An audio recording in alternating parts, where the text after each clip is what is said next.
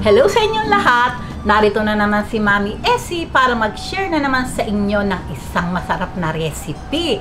Masarap na paborito talaga, paborito namin, siguro paborito nyo din ang tinola sa gata. Pero bago tayo mag-umpisa, kung kayo ay nasa Facebook, don't forget to follow, like, and share. At kung nasa YouTube naman po, huwag lang kalimutang mag-subscribe at pindutin ang bell button para lagi kayong updated sa ating mga bagong video.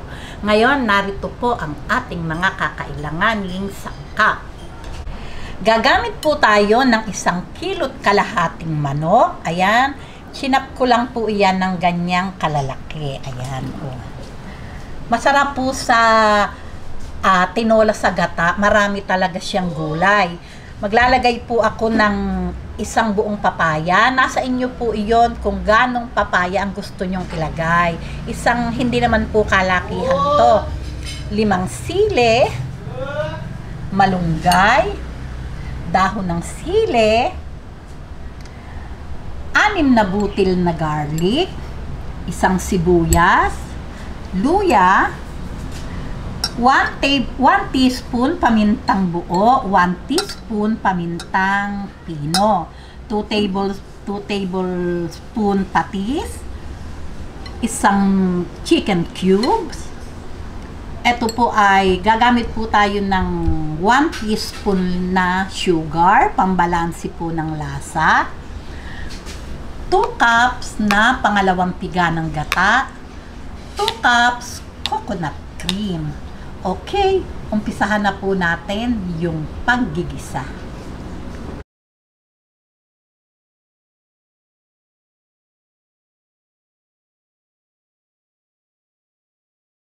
Ngayon, umpisahan na po natin yung paggigisa.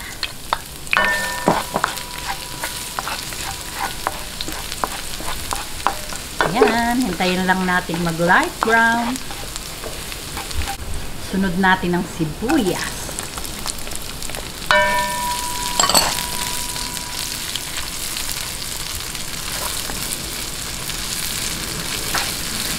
Hintayin lang natin medyo lumambot bago natin isunod po yung luya. Ayan.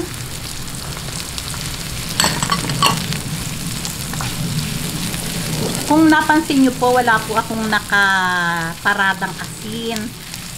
Kasi po, syempre po, question po yan sa panlasa natin. Kung kailangan pa pong maglagay ng asin. Ngayon, lagay na po natin itong ating chicken.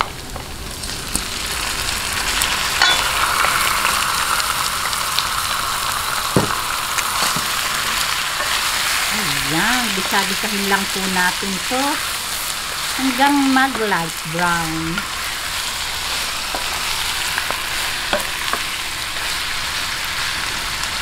Lagay na po natin ng patis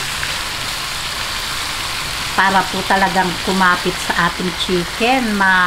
Magisang-gisa po siya sa patis. Lagay po natin itong 1 teaspoon pamintang pino at 1 teaspoon pamintang buo. Ayan. Lagay po natin itong chicken cube.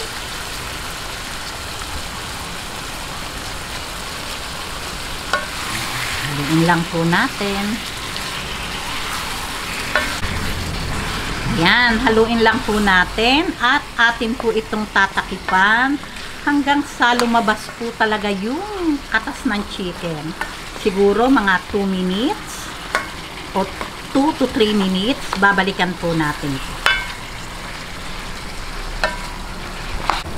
Ayan, after 3 minutes, o nakita nyo po, lumabas na po yung katas ng chicken.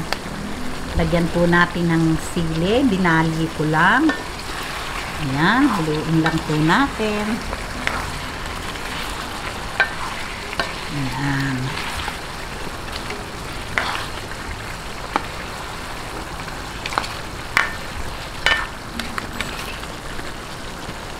Okay, ngayon, lagay po natin itong pangalawang gata.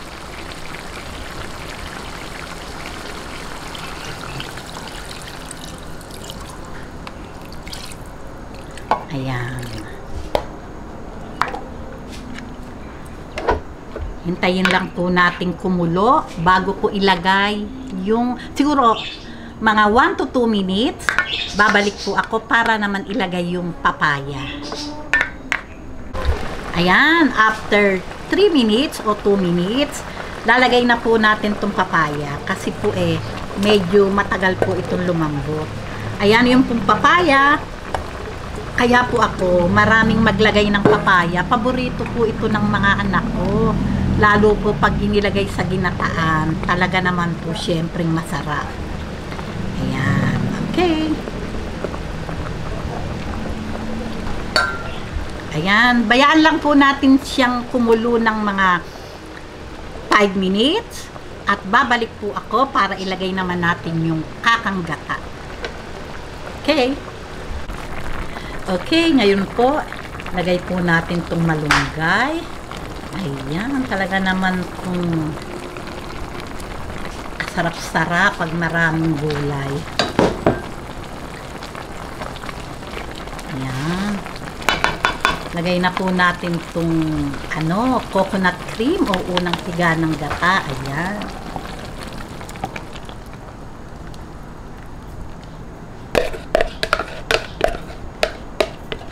Ganyan. Hindi ko na po ito tatakpan para po hindi magbuo-buo yung ating gata. Para po creamy siya. Ayan. Halo-haloin lang po natin. Ayan. Medyo halo-haloin lang po natin to hanggang sa medyo siya maluto ng bahagya yung ating gata.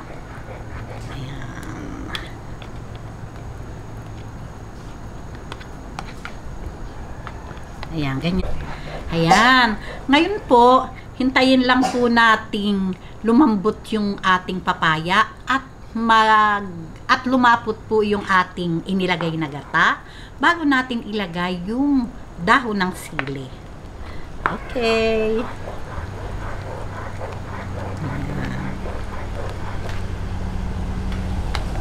Ayan, malambot na po itong papaya at malapot na din po yung ating gata. Ngayon, lalagay po natin itong 1 teaspoon sugar. Pambalansi lang po yan ang lasa. Ayan, yung asin, nasa inyo po yan. Kung maglalagay kayo, nasa inyo pong panlasa. Ngayon, lagay na po natin itong ating dahong sili. Ayan, masarap po, maraming dahong sili.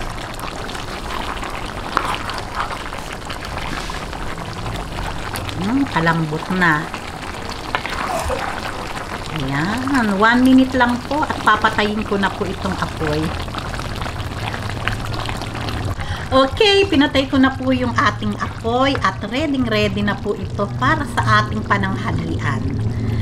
Okay, balik ko ako at lalagay ko na po sa serving plate yung ating masarap na tinola sa gata.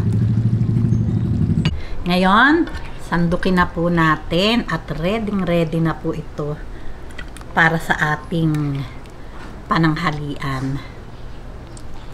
Oh. Na talaga pong nalambot ang manok.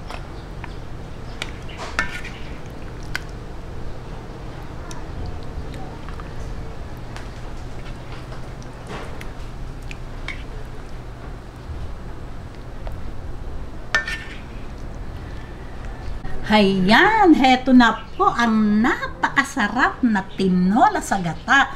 Napakasarap na po talaga. Ready na po para sa ating pananghalian. Okay, tikiman na po tayo.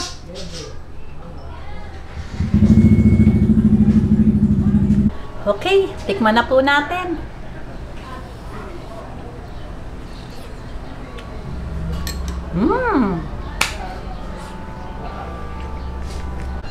Talaga pong yummy, napaso po ako. Talaga naman pong lutuin nyo na po ito. At talaga naman pong magugustuhan ng pamilya nyo. Tama-tama lang po yung lasa. Maanghang. Nasa inyo po yung anghang. Kung ganong kaanghang yung gusto nyo. May konting sundot ng tamis. Na bahagyang-bahagya lang po. At konting alat. At syempre po yung gata. Talaga naman pong nagbala-balansi lahat yung lasa. Talaga pong napakasarap sa kaning mainit. Sasabihin nyo po extra rice pa. O, paano po? Kung nagustuhan nyo ang video na to, huwag lang kalimutang mag-likes and don't forget to share and subscribe. Baboos!